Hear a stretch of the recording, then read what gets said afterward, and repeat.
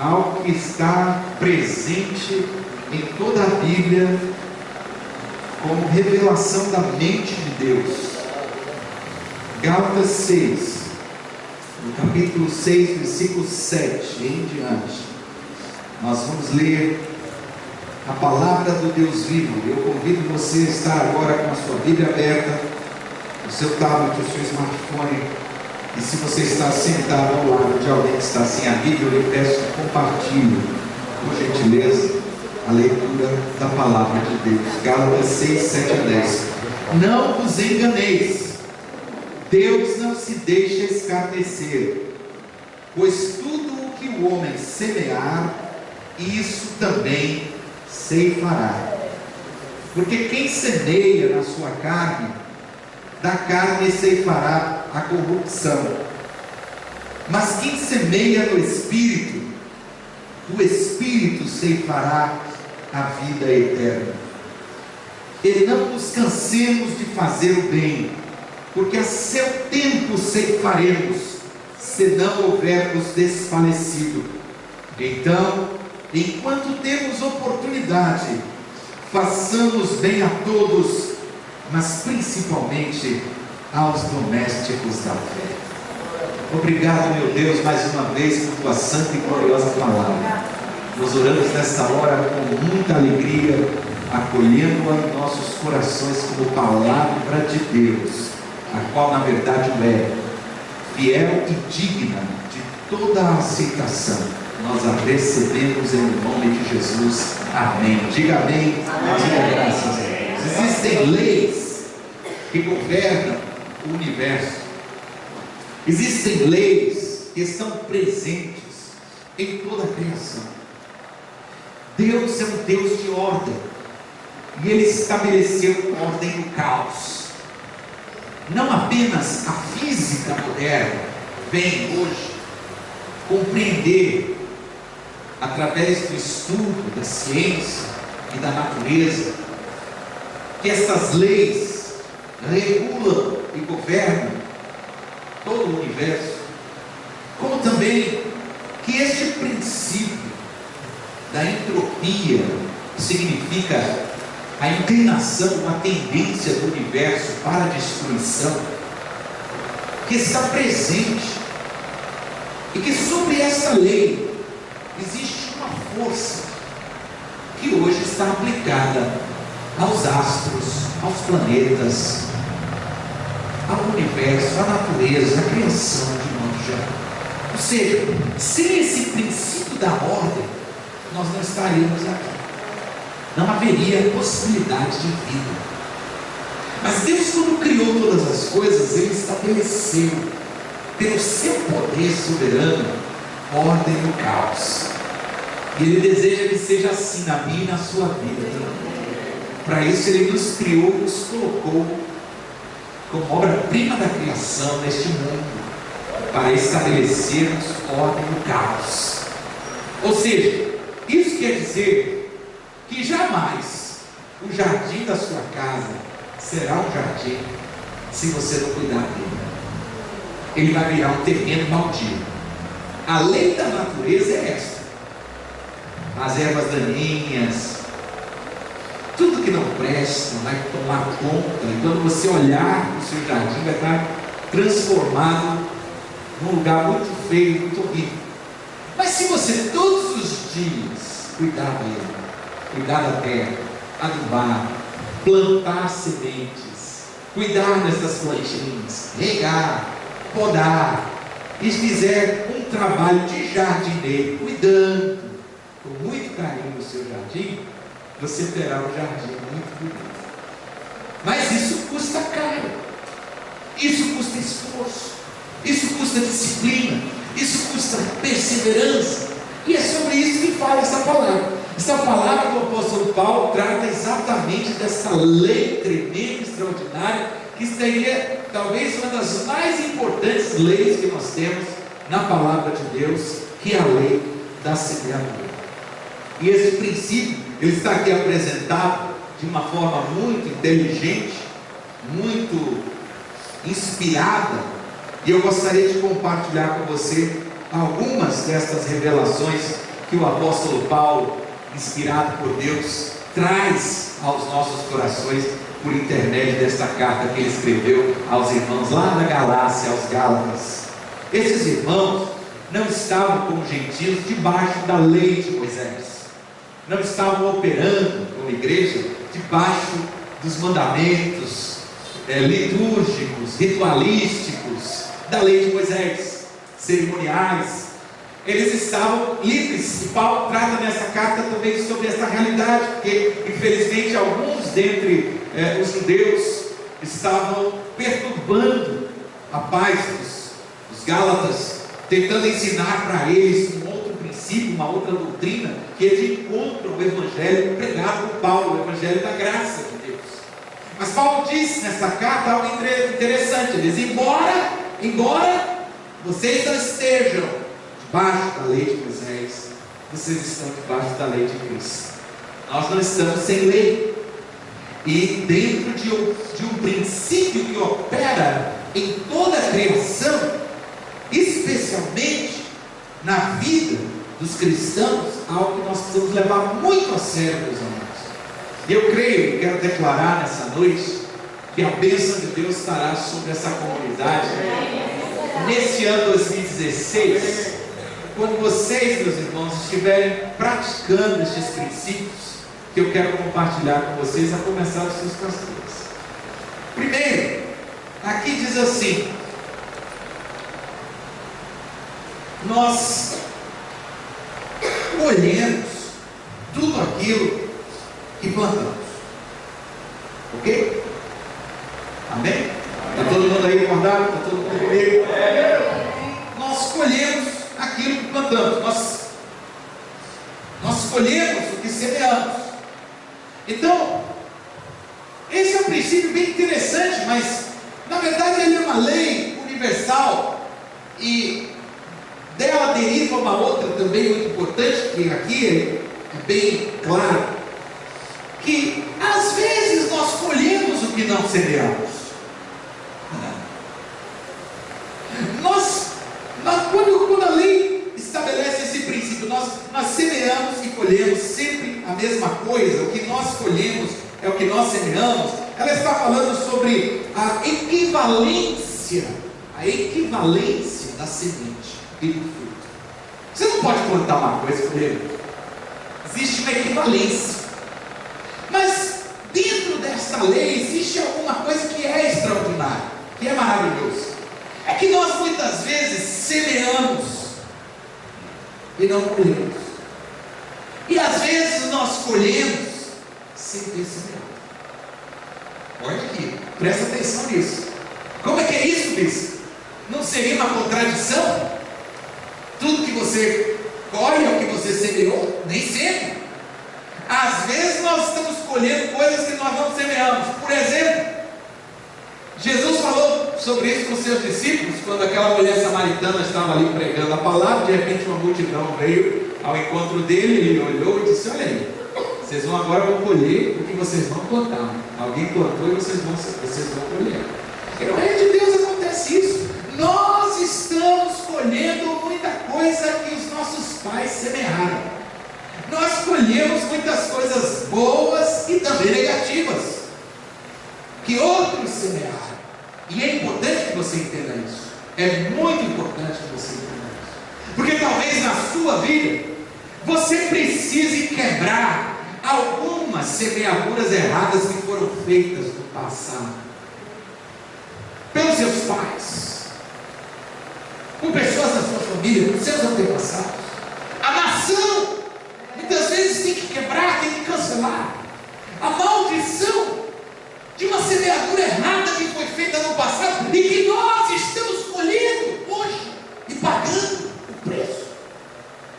Então isso é muito importante, porque a equivalência existe, mas ela não anula este fato de que existem muitas coisas que nós colhemos hoje que não foram fruto da nossa própria semeadura.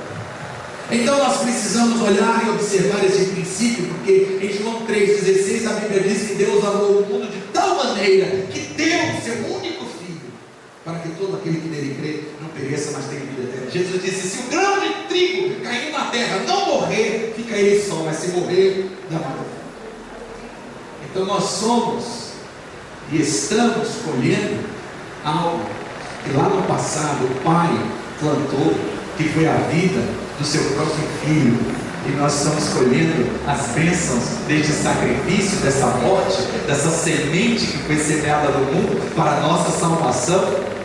Então, quantas coisas boas nós estamos colhendo como resultado dos irmãos que entraram no Brasil com o Evangelho e pagaram um preço para que a igreja hoje lá o Preto estivesse aberta e nós estivéssemos de portas abertas aqui pregando. Você sabia que os primeiros missionários não tinham essa liberdade? As igrejas eram apedrejadas, os missionários eram escorraçados das cidades, das vilas, o Evangelho, a igreja evangélica era tida como uma seita perseguida, principalmente pela igreja romana.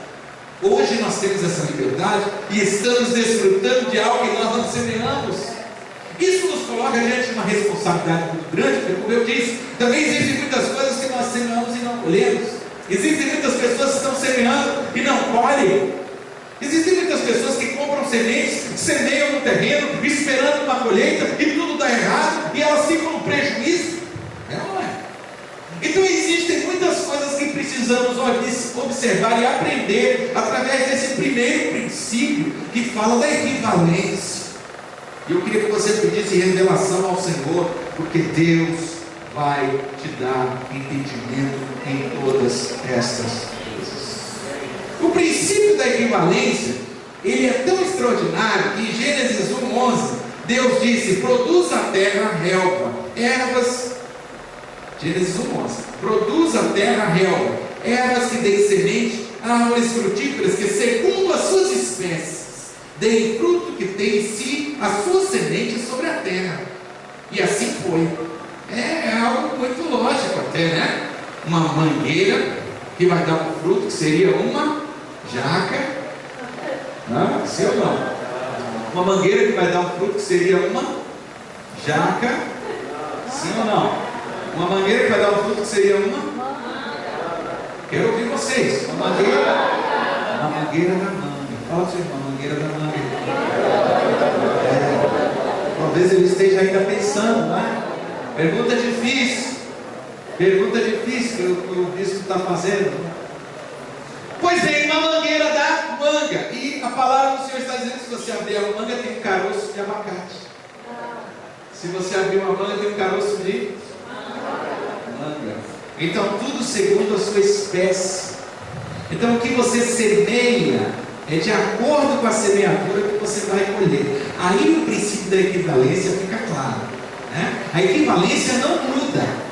Não muda. Por isso que quando a gente fala de semear dízimos e ofertas, a gente está falando de um tipo de semeadura.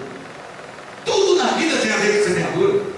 Semeadura de amor, semeadura de ódio, semeadura de perdão, semeadura de vingança, semeadura de vida, semeadura de morte, semeadura de paz, semeadura de violência, de contenda. E tudo tem a ver com semeadura. Mas quando a gente entra no princípio de semear dízimos e ofertas, nós estamos semeando e iremos colher segundo a espécie. Então assim, se você semeou ofertas financeiras, você espera colher o quê? Esse é o princípio. Esse é o princípio da semeadura que nós estamos vendo aqui na palavra de Deus. Foi o Senhor que estabeleceu assim. E o versículo 12 diz: a terra, pois, produziu relva, ervas que davam semente segundo as suas espécies, e árvores que davam fruto que tinha em si a sua semente segundo as suas espécies. E viu Deus que isso era bom. Louvado seja o nome do Senhor. Agora, Jesus falando com Nicodemos em João capítulo 3, ele disse no versículo 6: o que é nascido da carne é carne, e o que é nascido do Espírito é Espírito. Opa! Então agora nós temos também um outro princípio, que é o princípio do lugar, ou da origem da semente.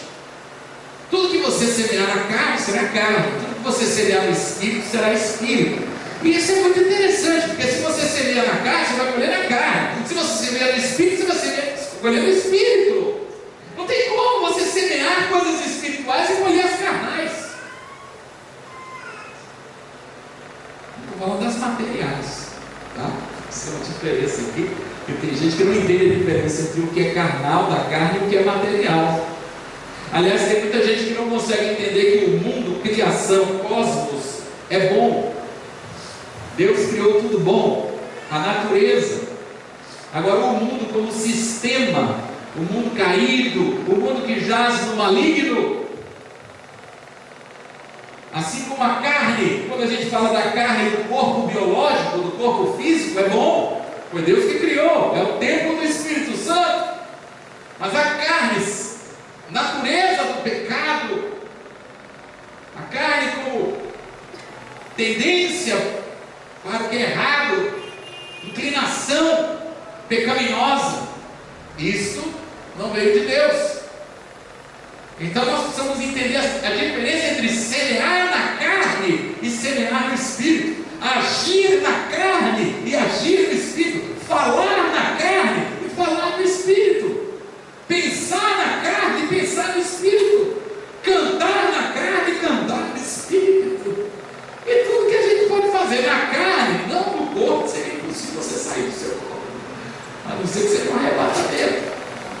Mas na carne, no sentido carnal. E aí a gente fica pensando, será que é possível uma pessoa estar na igreja, na carne?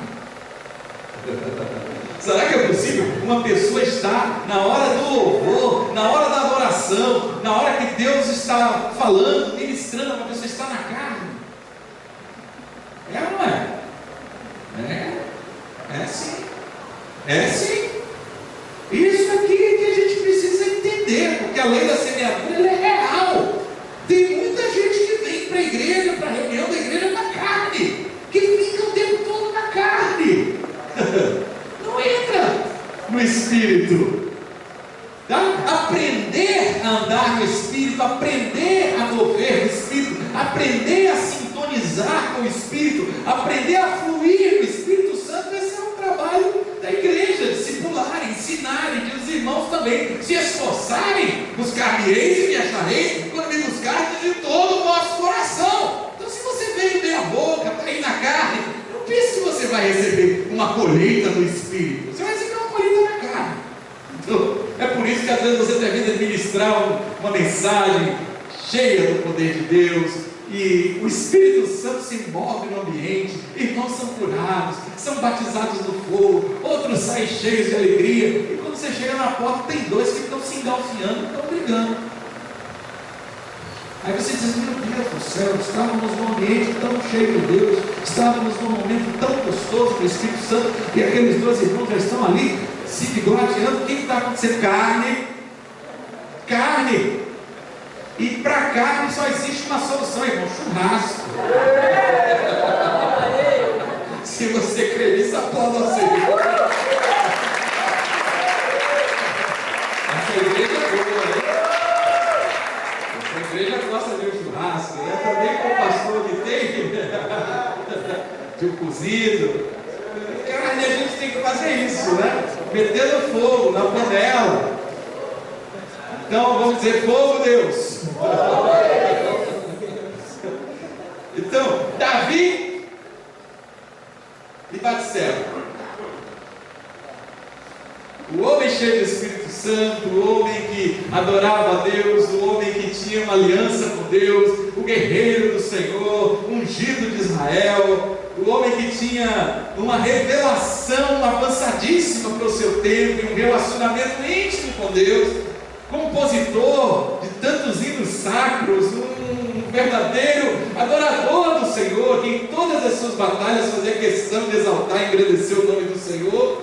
De repente está andando no palácio e vê uma mulher bonita, cai na tentação da carne e semeia na carne e colhe na carne o resultado do seu pecado.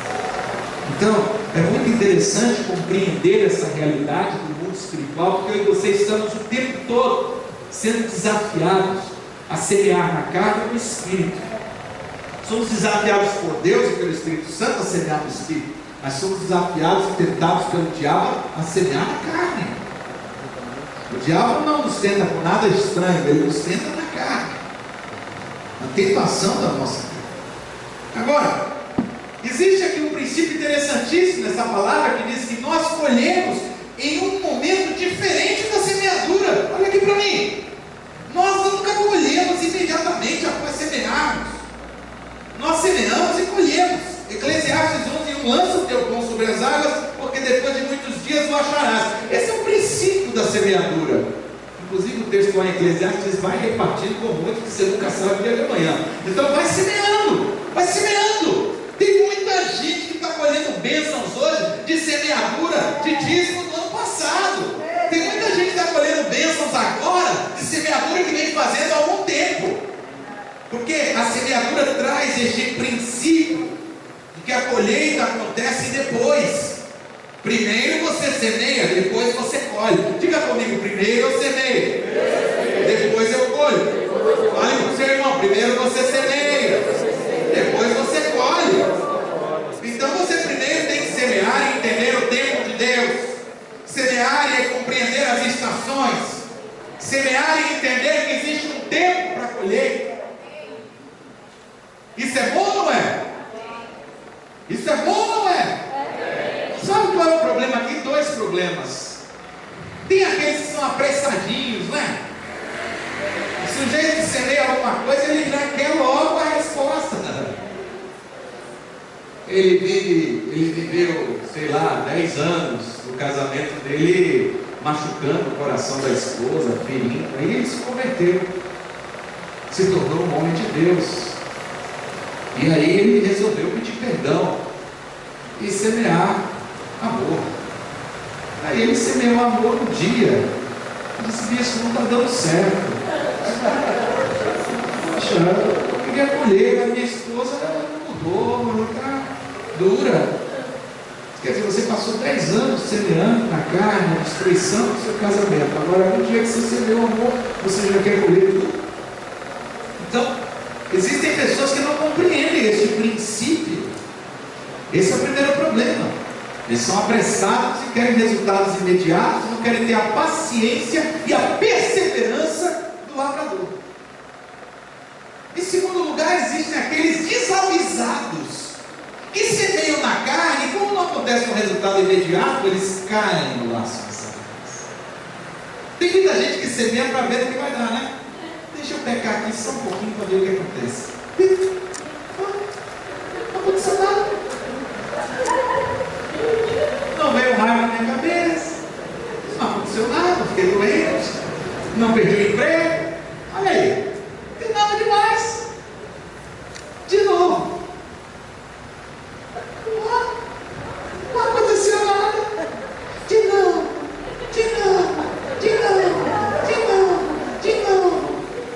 E aí, quando a colheita começa, ele vai orar: Deus, o que foi que eu fiz? Me mostra o que foi que eu fiz. E você já está fazendo lá de trás. Eclesiastes 8:11 diz assim: porquanto não se executa logo o juízo sobre a má obra, o coração dos filhos dos homens está inteiramente disposto para praticar o mal. Porque Deus é longânimo, Ele é paciente. Você faz uma vez, Deus diz: filho, faz isso. Filho.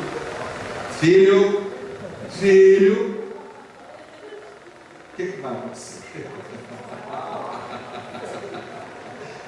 Só quem tem filho para saber, não é? A vara da correção.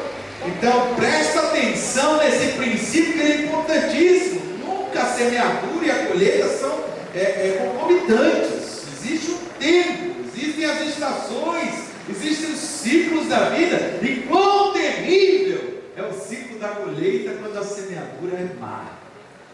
Mas quão abençoado é o ciclo da colheita quando a semeadura é boa. Me lembro que uma vez estávamos passando por um momento muito difícil no nosso ministério, que Deus nos deu um livramento, uma vitória muito grande, e um pastor muito querido nosso me lembrou de uma coisa de muitos anos que eu nem associava, nem lembrava mais. Ele disse: Deus me deu isso porque há mais de 10 anos você agiu dessa forma Eu parei. Nossa, que coisa. Na época eu não tinha nem atentado, fiz o que meu coração achava certo e agi com integridade para com a igreja do Senhor. 10 anos depois, Deus se lembra. Filho, não me esqueci de como você agiu. Deus se lembra de cada oferta, Deus se lembra de cada oração, Deus se lembra de tudo que fazemos de bom, de ruim, nada escapa, queridos. Vamos acordar. Fala para o seu irmão que está ao seu lado, forte, meu irmão. Desperta a igreja. Outro princípio maravilhoso que está aqui: nós sempre colhemos mais do que o que sememos. Opa! Quando alguém pergunta assim, é bom ou ruim isso? É bom e ruim, né? É bom e ruim. Se semeou coisa boa, é maravilhoso. Aliás, peraí, para pensar, olha aqui para mim. Se você não tivesse esse princípio operando na natureza, qual o sentido da fazenda, da agricultura? Quem que ia perder tempo, gastar tempo, se fosse assim 1 para 1? É muito ruim, né? Porque tem umas frutas que são meio bravas, o negócio que é assim meio 1 para 1, né? Aliás, eu vou dizer que banana só dá um cacho, é isso mesmo? Não sou agricultor, não. Alguém viu o pastor uma vez ministrando um negócio, disse que banana só dá um cacho. Você fala, acabou, né? Não dá mais só um cacho. Plantou aquela bananeira, nasceu aquele cacho, aquela penca cheia de banana, então cortou ali, já foi, né? Falando em cantor que ficou famoso no meio evangélico e de repente foi cantar no mundo de novo. Aí disse assim, tem árvores que estão aí dando fruto há anos. O sujeito ainda disse que era melhor que todo mundo e foi para o mundo cantar. Ele disse, bananeira só dá um cacho e depois nunca mais se ouve falar. Então, tem umas coisas assim na igreja também, né? Tem mangueira que está aí dando fruto há muitos anos. Esses cachos de banana que aparecem também, eles aparecem e nunca mais. Então essa lei é importante para a gente entender o seguinte: existe uma qualidade de semente e existe também uma proporcionalidade. Jesus falou a 30, 60 e a 100 por 1. Quantos querem 100 por 1 de uma vez? E é isso que eu queria declarar hoje à noite aqui. Eu vim orar com os irmãos por essa multiplicação a 100 por 1. Essa multiplicação de discípulos, essa multiplicação de recursos, essa multiplicação de bênçãos, essa multiplicação de milagres, essa multiplicação de manifestações de Deus na vida das famílias aqui dessa comunidade, dos irmãos. Você crê, meu irmão? É porque assim é um sobrenatural de Deus, né? O camarada às vezes faz tudo certinho ali, do jeito dele, humano. Ele planta, faz aquele negócio todo, depois ele putz, colheita errada, tudo errado, semeadura fracassou, nada deu certo, veio uma vassoura de bruxo, uma praga desgramada, acabou com tudo, e eu estou falido. O outro, sem muito recurso, sem muita capacidade, sem muita condição, mas com a bênção de Deus vai lá, planta, semeia, tem uma multiplicação. Não tem explicação. Me explica esse negócio. Deus. Como que isso acontece? Deus. Como que isso acontece? E aí que entra a graça de Deus. E aí que entra o poder sobrenatural de Deus.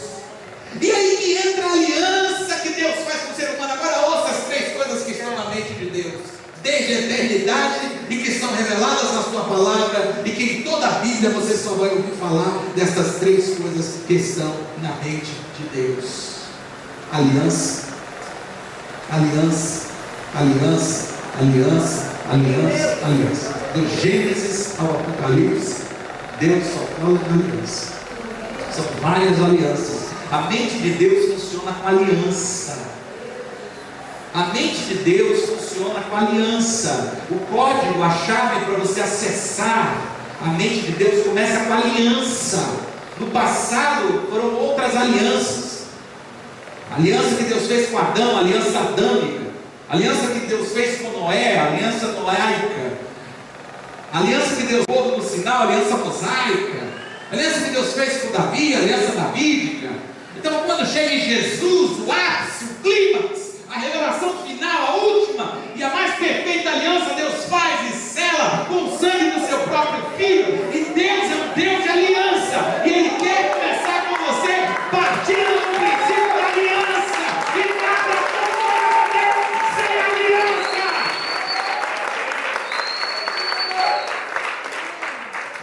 Então, se você quer bênçãos de Deus esse ano, você tem que começar pela aliança. Aliança com Jesus Cristo, aliança pelo batismo, aliança em compromisso com a igreja, aliança com Deus, aliança com os irmãos, aliança com os seus pastores, aliança. Deus é Deus de aliança. Eu não gosto de ninguém que fica por aí de namorico para lá e para cá, bicando aqui e ali. Deus é Deus de aliança. Defina-se em nome de Jesus. Defina-se. Agora, segunda coisa que está na mente de Deus: fé. Primeiro Ele faz a aliança e estabelece os termos. Deuteronômio 28. Quem estiver debaixo dessa aliança não vai precisar correr atrás de bênção, não. As bênçãos alcançarão. As bênçãos me alcançarão. A mente de Deus funciona assim: aliança e os termos. Mas aí Ele diz: o meu justo viverá pela fé. Porque tudo nessa aliança é por fé, principalmente na nova aliança que é em Cristo, que é espiritual. Essa tem que ser absolutamente pela fé. E aí você precisa começar a entender fé e exercer fé em todas as áreas da sua vida, porque tudo para acontecer na tua vida, no mundo espiritual, em termos de aliança, tem que ter a fé. Para ser salvo, fé. Para ser curado, fé. Para ser liberto, fé. Para receber a alegria do céu, fé. Para receber a paz que excede a todo entendimento no meio da crise, da guerra, da confusão, fé. Para receber o milagre, fé. Para receber a unção do Espírito Santo, o poder, o batismo, fé. Para receber prosperidade de Deus, fé. Para receber vitória sobre o inimigo, fé. Não existe nada no reino de Deus que não aconteça por meio da fé. Então isso está na mente de Deus. Estou te dando um segredo aqui, você entender a mente de Deus e começar a se posicionar e a se alinhar. Terceiro, aí vem o terceiro princípio da mente de Deus, e esse está na palavra toda: colheita.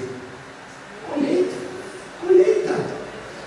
Deus diz essas coisas todas. Ele diz: o homem que crê e que se aliançar e caminhar nesses princípios vai colher. Vai colher.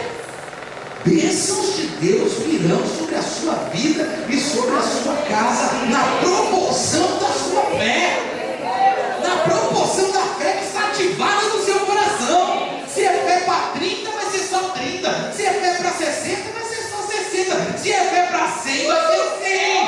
Bênção da multiplicação 100% na sua vida.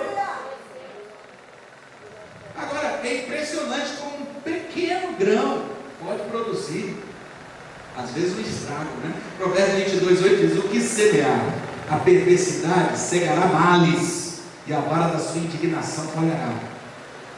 Isso está lá em Provérbios, mas existe um outro também, um outro provérbio, está em Oséias 8:7, e esse está na boca do povo: por quando semeia o vento, hão de ceifar turbilhão. Não haverá seara, a erva não dará farinha, se a der, tragará os estrangeiros. Então, quem semeia vento, colhe tempestade. O povo tirou isso da Bíblia. Você não sabia, vai agora saber que aqui no livro de Oséias, no capítulo versículo 7, está na boca do povo, e quem semeia vento, colhe tempestade. O que esse princípio está dizendo? Você coloca uma coisa pouca, mas ela vai se multiplicar. Você pode não entender como é que isso funciona, mas a coisa vai ganhando uma proporção incalculável. Você não tem mais controle. É por isso que quando o crente é fofoqueiro, ele não sabe o dano e o estrago que está causando para ele e para os outros. Porque Satanás é o semeador de contendas entre os irmãos. Aí você empresta a sua boca, os seus ouvidos, entra nesse nível da carne, e você vai colher o quê? Tempestade. Agora, quando você está semeando bênção de Deus, o que você vai colher? Bênção de Deus multiplicada. Se você semeia dízimo, outro dia irmão perguntou, eu devo dar dízimo do líquido ou do bruto? Eu disse, depende se você quer bênção dos líquidos ou brutos. Aplauda Jesus aí.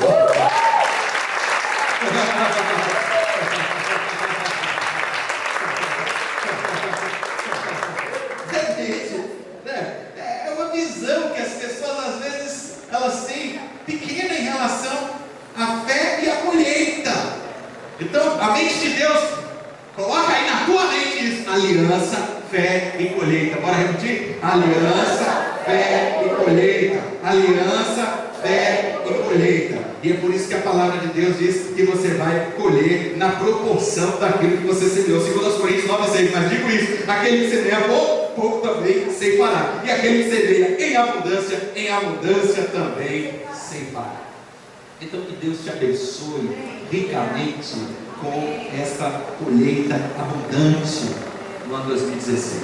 Agora eu queria finalizar dizendo o último princípio que está aqui em operação, e que esse é para a gente orar, é para a gente trazer um tempo agora de oração profética sobre o FG de Lauro de Freitas e também sobre os irmãos de Salvador, da sede, que estão aqui, que nos alegram também muito com a sua presença.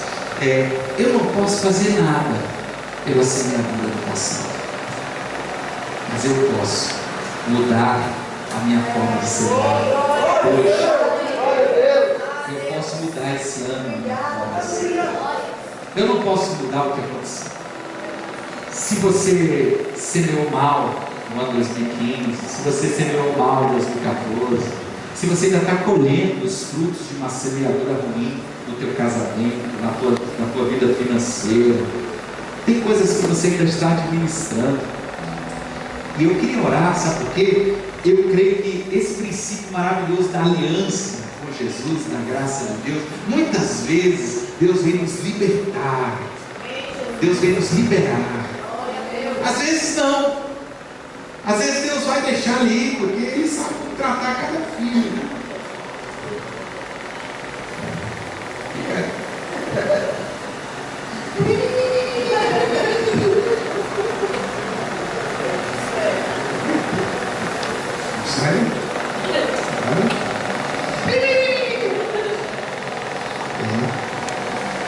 Mas tem outros que começam, pai, porque Deus não deixou nem terminar. Uma oração para a gente, esquece. Se você me perguntar como é que funciona isso, eu não sei explicar. Não sei. Aleluia! Ganhar o coração de Deus em relação a isso é algo que eu não posso fazer por você. Eu faço por mim. Quando eu faço besteira, que eu estou colhendo uma semeadura errada, eu vou para os pés do Senhor e peço misericórdia. E muitas vezes eu vi o Senhor suspender, né? Na mão dele, vai, eu te libero. E outras não. Outras não. Eu ainda estou brigando, ainda estou gemendo, ainda estou dizendo, pai. Porque ele me conhece. Como Paulo disse, 3 vezes pediu, o Senhor disse, a minha graça te basta. Para que eu não me exaltasse pela excelência das revelações. Olha só, Deus deu tanta revelação a Paulo, colocou um espinho na carne. Oh Deus, antes eu não tivesse visto isso tudo que eu vi, eu agora tenho que pegar esse espinho na carne dos tempos. Tira Deus, uma vez. Tira Deus, 2. Tira Deus, 3. 3 vezes orei.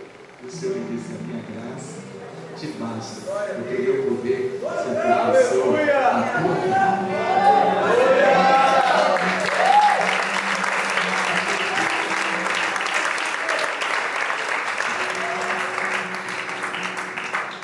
Agora, nós podemos fazer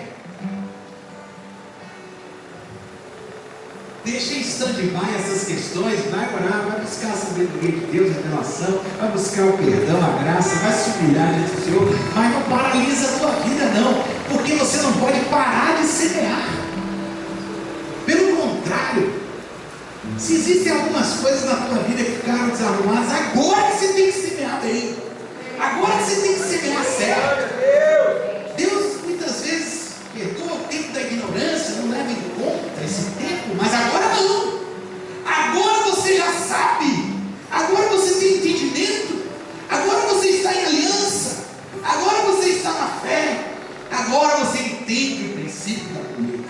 Então semeie, meu irmão, semeie, minha irmã. Aproveite cada oportunidade que Deus está te dando nessa vida, a cada dia, para semear. Semeie no Espírito, nunca na carne. Acorde todos os dias de manhã, em todas as oportunidades de semear, semeie. Semeie amor, semeie palavra, semeie alegria, semeie oração, semeie bênção, semeie gratidão, semeie ofertas, semeie misericórdia, semeie a paz. Deus vai abençoar você com uma colheita abundante. Este é o ano de nós nos levantarmos no poder do Espírito Santo para viver a dimensão da bênção do posicionamento. Deus está nos falando ao coração sobre a oportunidade que temos de compreender a mente dele, como ela funciona, e se nós nos alinharmos segundo o princípio da aliança, da fé e da colheita, nós vamos colher, sem sombra de dúvidas, tudo aquilo que o Senhor na sua palavra nos prometeu. Essas bênçãos são para você e para toda a sua casa. Então receba nessa noite, em nome do Senhor Jesus. Fique de pé e Deus se melhor a palma ao Senhor nessa noite. A Deus da aliança, a Deus das promessas, a Deus que cumpre a sua palavra, a Deus da misericórdia, a Deus de toda a graça e consolação que está aqui nessa noite, morrendo em nosso meio. Oh, levante as suas mãos ao Senhor.